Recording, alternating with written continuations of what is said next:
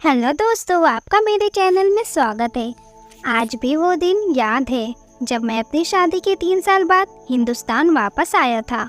घर का हर शख्स एयरपोर्ट पर मौजूद था, जिसमें मेरी 2 साल की बेटी प्रिया भी थी। मेरी आंखें मेरी पत्नी पूजा को ढूंढ रही थी, लेकिन उसका वहाँ ना पाकर मैं थोड़े बेचैन सा हो गया।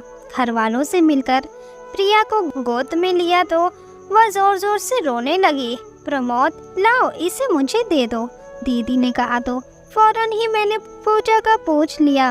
दीदी, पूजा क्यों नहीं आई मुझे लेने, और फिर इतनी छोटी सी बच्ची को ऐसे ही भेज दिया। प्रमोद, तो परेशान मत हो, वो घर पर तुम्हारे लिए खाना बना रही है। वो कौन सा रोज रोज काम करती है। आज सब लोग तुमसे मिलने आए हैं तो इसलिए वो खाना बना रही है। मैं दीदी की बात सुनकर खामोश हो गया। एयरपोर्ट से घर तक लगभग 1 घंटे का सफर था। मैं पूरा रास्ता अपनी बच्ची प्रिया से खेलता रहा। अब वो मुझे देखकर हंस रही थी। सब कुछ अच्छा सा लग रहा था, लेकिन दिल उदास था। काश पूजा भी आ जाती। 3 साल हो चुके हैं उसे देखे। क्या खाना मुझसे ज़्यादा ज़रूरी था? मिलना नहीं? मेरे दिल में कुछ अजीब अजीब से सवाल उठ रहे थे। खैर, घर के दरवाजे पर पहुँचे तो पूजा पहले से ही गाड़ी की आवाज़ सुनकर वहाँ पर आ चुकी थी। दूर से देखा तो दिल चाहा जाकर मिल लूं, लेकिन बस दूर से ही मुस्कुरा दिया और वो हल्की सी मुस्कुराहट के बाद पानी लेने चली गई। पूरा दिन मेहमानों का आना जाना चलता रहा। घर वाले बहुत खुश थे। मेरे दोस्त भी मुझसे मिलने आ रहे थे। पूजा किचन से निकल ही नहीं पा रही थी। कभी किसी को चाय पेश करती और कभी किसी को खाना देती। मानो यूँ लग रहा था जैसे मेरी पूजा तो कहीं खो सी गई है। शाम हुई तो मेहमानों की भीड़ कुछ कम हुई। सब खाना खाने में बिजी थे। सोचा पूजा की कुछ मदद कर दूं। सुबह से वो बस कामों में ही लगी है। अभी उठा ही था कि मम्मी ने बुला लिया। प्रमोद, मेरे पास आकर बैठो। जी, पूजा से कुछ बात करनी है। आ रहा हूँ। उसे छोड़ो, काम खत्म करके खुद ही आ जाएगी। वैसे भी कौन सा काम करती है, आज ही तो करने लगी है, उसे करने दो। मैं हैरान था क्योंकि पूजा के बारे में मैं ये दूसरी बार सुन रहा था। पूजा के खिलाफ कहीं ना कहीं आग मेरे दिल में लग चुकी थी। सुबह जब दीदी ने पूजा को काम ना करने को बोला और साथ में मम्मी भी पूजा को डांटने लगी तो मैं भी चुप करके बैठ गया और सोचने लगा कि शायद मम्मी ठीक कह रही होंगी। आखिर वो मेरी माँ है, गलत कैसे कह सकती हैं। रात को जब सब सोने चले गए तो पूजा से कुछ बात करने का मौका मिला। पूजा, इतनी चुप क्यों रहती हो तुम तो बहुत बोला करती थी, याद है ना? पूरा दिन हम ऑफिस में बस तुम्हें चुप कराया करते थे। कभी वो उससे लड़ाई तो कभी मैडम सुनीता से। दरअसल पूजा और मैं एक ही ऑफिस में नौकरी करते थे।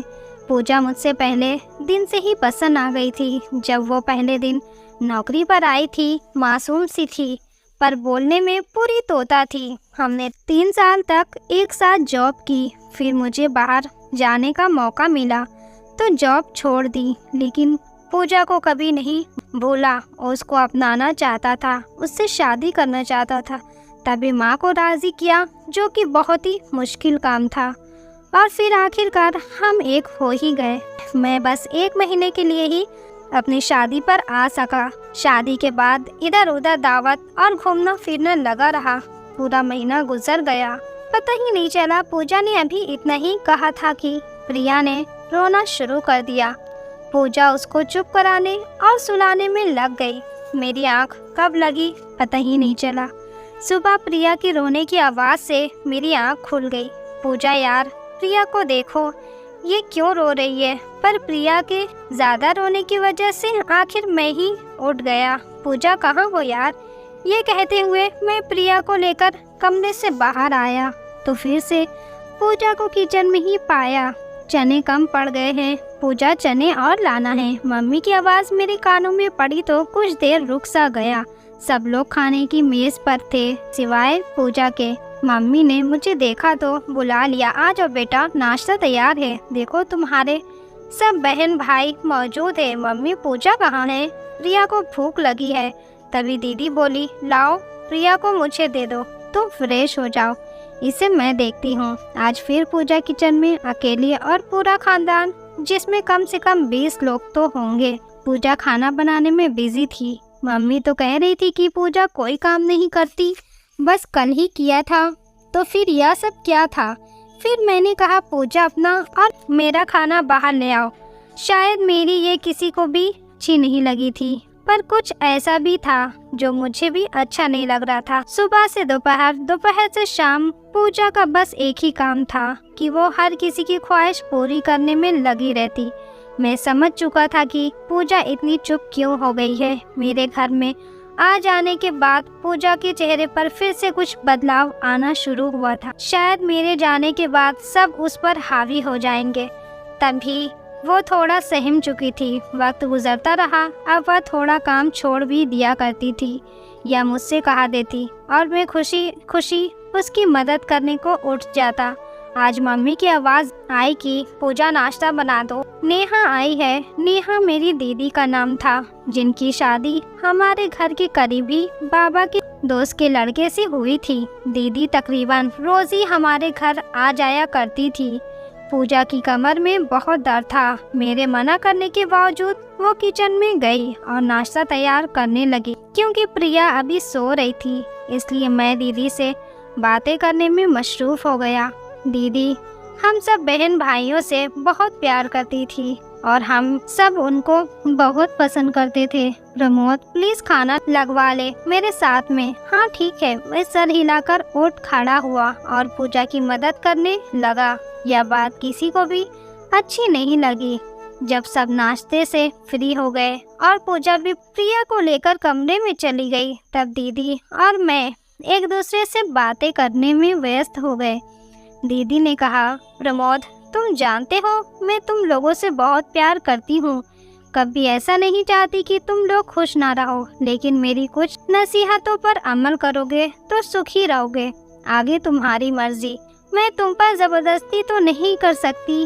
जी दीदी आप बोले। मालूम है कि हम सब भाई बहन आपकी और मम्मी की बात को जरूर अहमियत देते हैं। प्रमोद तुम अपनी बीवी की मदद जरूर किया करो, लेकिन इस हद तक जब तक कि तुम्हें कोई ना देखे। ये अच्छा नहीं लगता। तुम बर्तन उठा रहे हो और औरतों वाले काम कर रहे हो। जो आदत तुम आज उसकी डालोगे तो वही बनी रहेगी। जो उसके काम है उसको करने दिया करो। आखिरकार वो आहिस्ता आहिस्ता कर ही लेगी। लेकिन अगर एक बार आदत बन गई तो फिर तुम्हें हमेशा ही उसकी मदद करनी पड़ेगी। दीदी की बात मेरे दिल को लगी। दिन गुजरते रहे।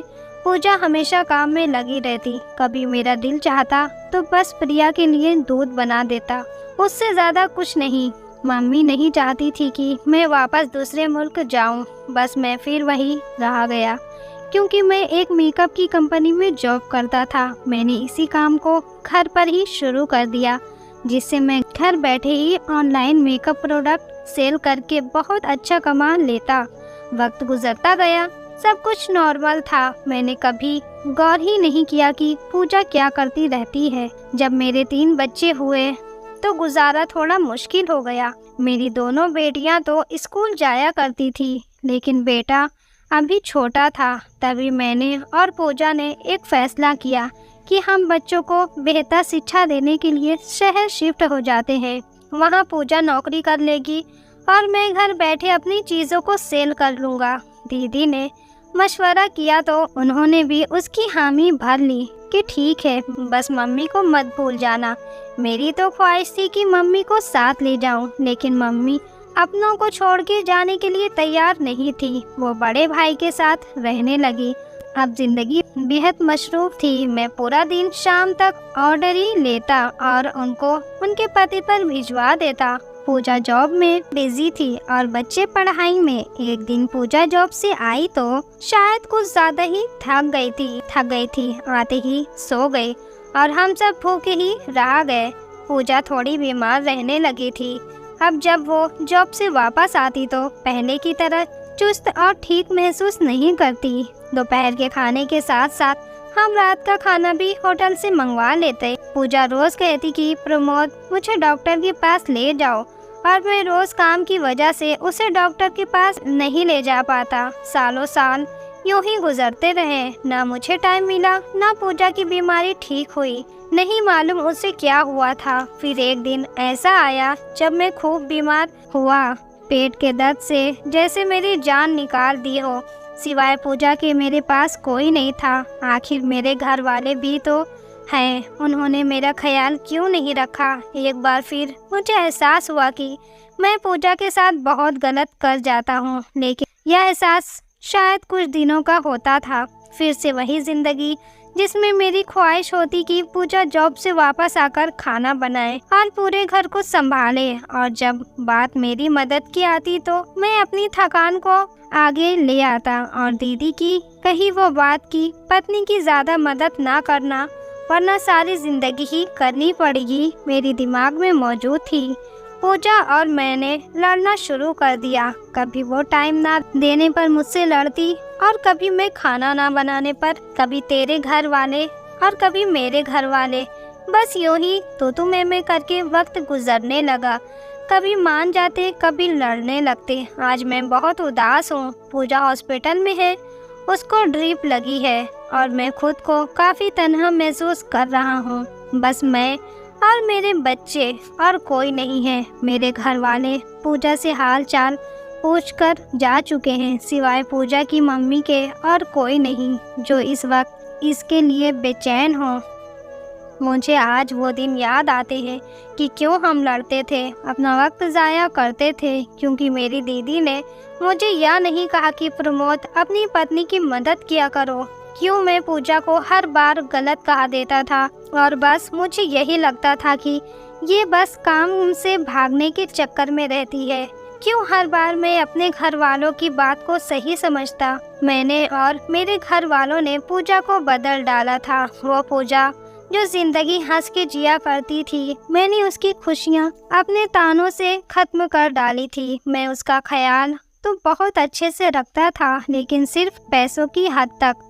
पूजा तुम वापस आ जाओ, मैं तुम्हारे बिना नहीं जी सकता।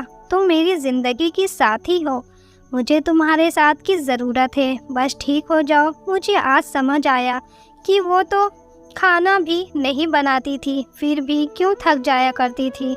सिर्फ खाना बनाना घर के कामों में शामिल नहीं होता, और भी बहुत कुछ होता है। आजकल मैं भी खाना बाहर से मंगवाता हूँ और फिर भी बहुत थक जाता हूँ। पूरा दिन मैं 5 मिनट का आराम नहीं कर सकता।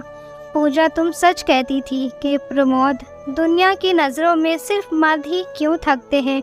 आखिर औरत क्यों नहीं थक सकती? उसको इजाज़त क्यों नहीं होती कि वो अपनी थकान को बयान कर सके? मैं अपने भाइयों से यह ज़रूर कहना चाहूँगा कि जो गलती मैंने की है आप लोग कभी मत करना। अपनी पत्नियों के लिए टाइम निकालो, उनके भी नखरे उठाओ, क्योंकि ये सबको पसंद करती हैं। और अगर तुम चाहते हो कि तुम्हारी पत्नी जवान और हंसी रहे तो उसकी तारीफ किया करो। जो मर्द ज़्यादा गुस्सा करते हैं उनकी पत्नियां जल्दी बीमार और बूढ़ी होना शुरू हो जाती है। और एक बहुत अहम बात, हमारे घर वाले जितना हमसे प्यार करते हैं उतना हमारी पत्नी से नहीं कर सकते। लिहाजा पत्नी आपकी है ना कि किसी और की, और उसने आपके घर को संभालना होता है। इसलिए उसको और भी ज़्यादा मजबूत बनाने के लिए उसे आपके प्यार और मदद की ज़रूरत पड़ती है, क्योंकि वो अपना पूरा परिवार छोड़कर आपके पास आई है। अपनी बीवियों की उनके काम में मदद किया करो, ताकि अगर वो थके भी तो आपका साथ उसका सहारा बन जाए और आपका घर हमेशा खुशियों से भरा रहे। दोस्तों, हमारी कहानी आपको कैसी लगी? वीडियो अच्छी लगी हो तो वीडियो को लाइक और चैनल को सब्सक्राइब ज़रूर करिएगा। Thank you so much YouTube family.